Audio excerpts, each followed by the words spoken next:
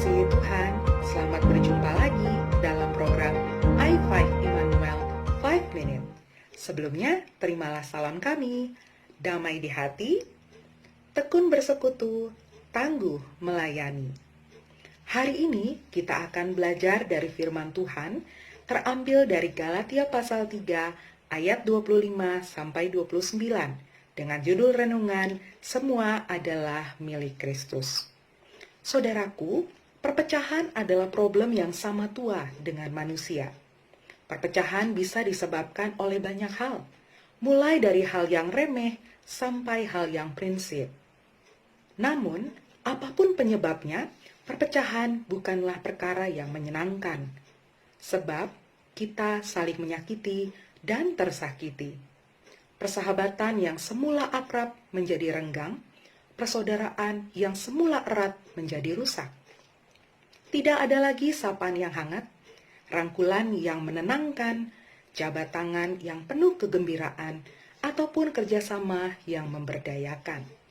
Kondisi demikian rupanya pernah terjadi di tengah kehidupan jemaat Galatia, sebuah provinsi Romawi di Asia Kecil. Jemaat Galatia adalah jemaat hasil pekabaran Injil Rasul Paulus. Rasul Paulus mendengar kabar bahwa orang-orang Galatia telah diracuni pikirannya oleh saudara-saudara palsu. Mereka mengajarkan bahwa sunat dan Taurat adalah syarat, bahkan jalan keselamatan. Alhasil, jemaat Yahudi memaksa jemaat Yunani untuk mengikuti tradisi Yahudi. Salah satunya adalah melakukan sunat. Kondisi ini menimbulkan ketegangan, sebab ajaran tersebut tidak sejalan dengan ajaran Rasul Paulus dan para rasul lainnya.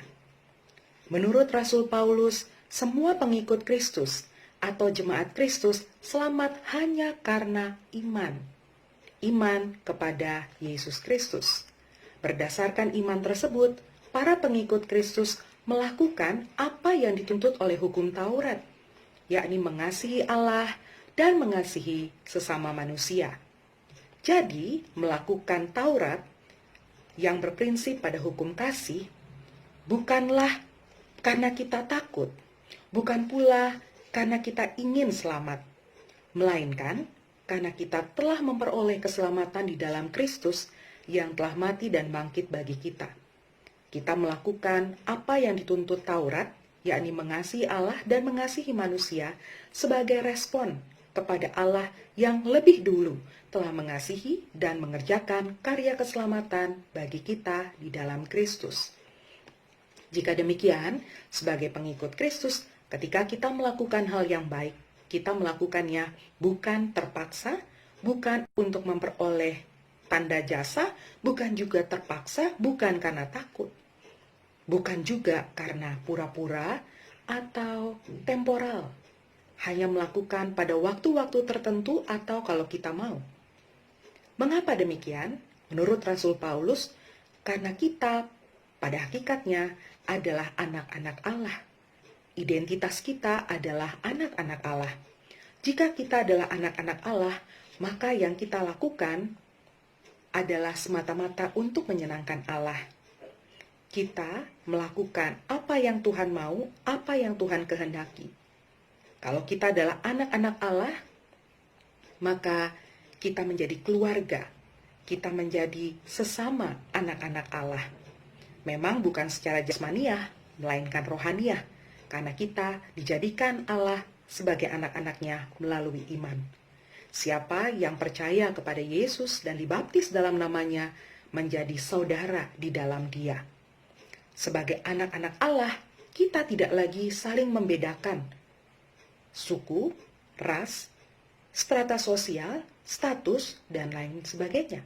Sebab di hadapan Allah dan di hadapan Kristus, kita sama-sama anaknya. Kristus telah menyatukan kita.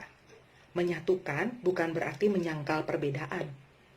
Berbeda adalah indah, dan Tuhan menghargai perbedaan. Kristus menyatukan kita di dalam iman dan kasih. Karena itu jangan mau dipecah belah oleh apapun juga. Isu sara, politik identitas, atau kultur yang tidak memberdayakan dan lain sebagainya. Marilah kita saling menerima, marilah kita saling memahami, saling memaklumi, saling memberdayakan, karena kita adalah anak-anak Allah. Karena kita sama-sama dikasihi Allah dan telah dipersatukan di dalam Kristus. Kita semua adalah milik Allah. Kalau hari ini kita masih terpecah belah, mari introspeksi diri. Tidak selalu kita harus mencari siapa yang salah, karena hal itu sia-sia. Adalah baik jika kita bertanya pada diri sendiri, bersediakah saya untuk memulai perdamaian? Maukah saya untuk menggagas kerjasama? Bukankah perdamaian dan kerjasama jauh lebih penting, jauh lebih bermanfaat dari perpecahan? Jika iya, maka kita adalah sungguh anak-anak Allah. Selamat mengatasi dan menghentikan perpecahan, sambil mengingat Kristus telah menyatukan kita di dalam Dia. Tuhan memberkati kita sekalian. Amin.